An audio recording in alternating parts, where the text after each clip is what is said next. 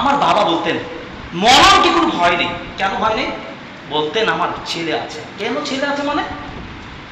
আমার ছেলে তো দোয়া করবে। রাসূল সাল্লাল্লাহু আলাইহি ওয়াসাল্লামের হাদিস। একজন সাধারণ শিক্ষিত মানুষ আমার বাবা, তিনি পর্যন্ত এই হাদিসের উপলব্ধি করতে পেরেছিলেন। ইদা মাতাল ইনসানু ইনকাতা আমালু ইল্লা মিন থালাথাতিন, মানুষ যখন মারা যায় সব আমল বন্ধ হয়ে যায়। তিনটা আমল চলমান থাকবে। এক, সাদকায়ে জারিয়া। এই মসজিদটা যিনি বানিয়ে দিলেন তিনি জান্নাতে ঘর পাবেন ইনশাআল্লাহ।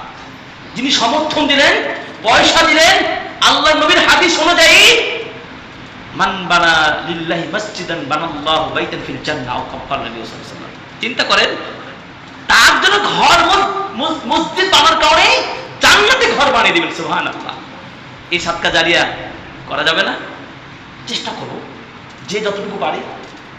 আমার দেখাই একটা বিশাল ভবন, সবার সহযোগিতায় সবাই তো একসাথে জান্নাত পেতে চায়।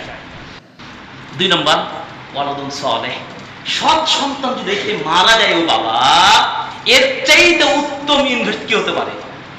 সৎ সন্তান। এই যে কথা বলছি, খুতবায় বলছি, আমার বাবার কথা মনে আসে না? আমারও আসে।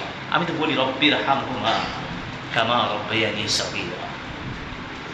এই কথাটুকু ওই যে একটা সাধারণ বন্ধু, সেই তার মুখ থেকে এভাবে বের হবে বা সেই এই উপলব্ধি করতে পারবে? আমার বাবা বুঝেছেন সন্তান এবার দোয়া করবে, সন্তান দোয়া কবুল হয়, এটা তো জানার কথা।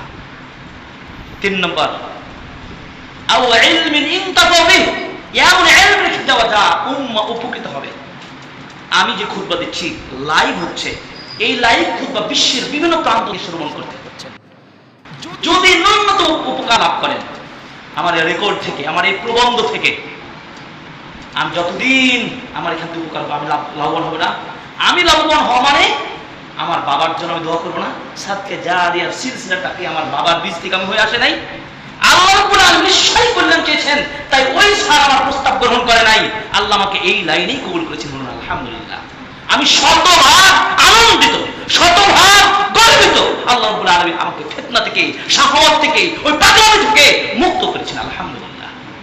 আমি অনেক বুঝাতে ব্যর্থ হচ্ছি।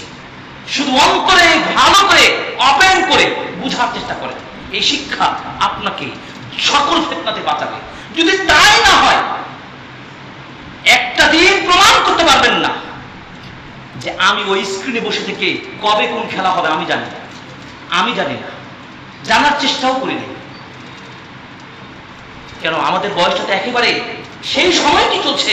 আমার সাথে বন্ধু তো রাত জেগে জেগে এই খেলা দেখে ব্যস্ত হয়ে পড়েছে, কিন্তু আমি তো যাই না, বা আমার মতো অন্য তো যাই না। আমি বলে আমাকে আমি প্রমোট করার কথা বলছি না, একটা উদাহরণ উপস্থাপন করছি আপনাদেরকে। আল্লাহ সুবহানাহু ওয়া তাআলা এই ইলম বৃদ্ধির জন্য নবীকে স্বয়ং নির্দেশ দিয়েছেন। অন্য কিছু চাওয়ার ধান্দা নাই।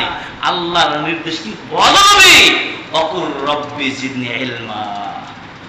বলেছেন নবী তুমি দোয়া করো তোমার সম্পদ বেড়ে যাক, তোমার একটা ভালো গাড়ি হোক, বাড়ি হোক। এই কথা বলেন নাই।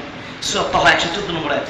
তুমি বলো রব্বি, হে রব আমার, জিদনি জিয়াদা, আল্লাহ আপনি বাড়িয়ে দিন ইলমা, আমার আমল।